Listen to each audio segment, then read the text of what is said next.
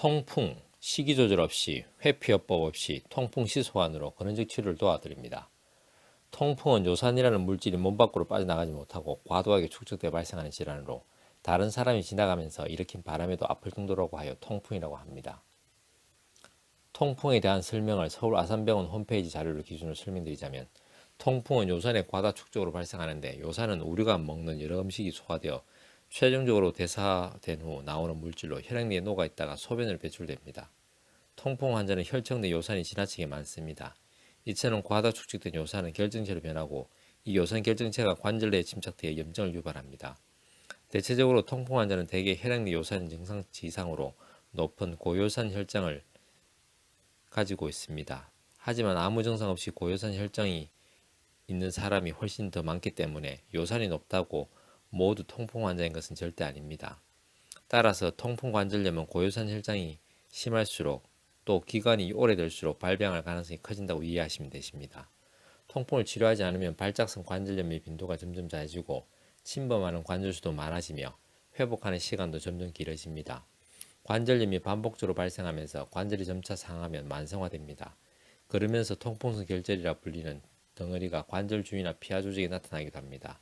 이러한 통풍성 결절은 요산 결정체의 덩어리로 신체의 어느 부분에서든 생길 수 있는데, 주로 팔꿈치, 귀, 손가락, 발가락, 발목 등에 생기며 여러 결석을 형성하기도 합니다. 기존 의료의 처치는 다음과 같습니다. 1. 혈액 속 요산 수치를 낮추기 위한 약물요법으로 소염제를 처방합니다. 일단 급성 발작이 완전히 가라앉기를 기다린 다음에 요산 저하제 치료를 계획합니다. 통풍이 완화되었다고 해서 요산 저하제 복용을 중단해서는 안 되며, 장기간 복용하면서 통풍을 관찰해야 합니다. 관절 발작의 빈도가 매우 드물거나 다른 신체 부위에 통풍 합병증이 없으면 식이요법이나 금주 등 비약물요법을 우선 시도할 수도 있습니다. 그러나 관절염이 자주 나타나거나 가족력이 있거나 관절 손상, 요로결석, 통풍 결절이 이미 온 경우에는 혈액 내 고요산 혈전을 낮추는 치료를 평생 지속해야 합니다. 이를 통해 관절염은 물론 다른 장기의 합병증을 예방해야 합니다. 2. 식생활 개선요법으로 식습관과 비만 개선을 요구합니다.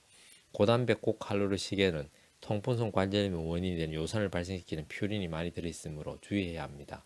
잦은 음주, 비만, 고콜레스테롤, 혈증, 당뇨, 고혈압 등이 있는지 확인하고 이를 치료해야 합니다. 저퓨린 시기와 검연이 필요합니다. 만성 통풍은 지속적인 관리가 중요합니다. 통증이 호전되었다고 해서 약물 투여를 중단하면 재발할 수 있기 때문에 지속적으로 투여해야 합니다. 이상과 같이 통풍의 원인은 혈액 내의 요산 증가로 증가된 요산이 결정체화됨으로써 발생함을 알지만 특별한 치료법이 없어 식이관리와 생활관리를 지속적으로 요구할 수밖에 없는 것이 기존 의료의 현실입니다. 이러한 극심한 통증의 통풍을 통풍 시소환의 복용만으로 증상 완화뿐만 아니라 증상 호전과 더불어 발생 빈도, 발생 범위, 발생 강도가 점차적으로 좋아지시면서 근원적으로 치료될 수 있도록 도와드립니다. 한의학은 과학입니다. 한의학은 철학입니다. 건강은 균형입니다. 동양 한의원은 균형입니다.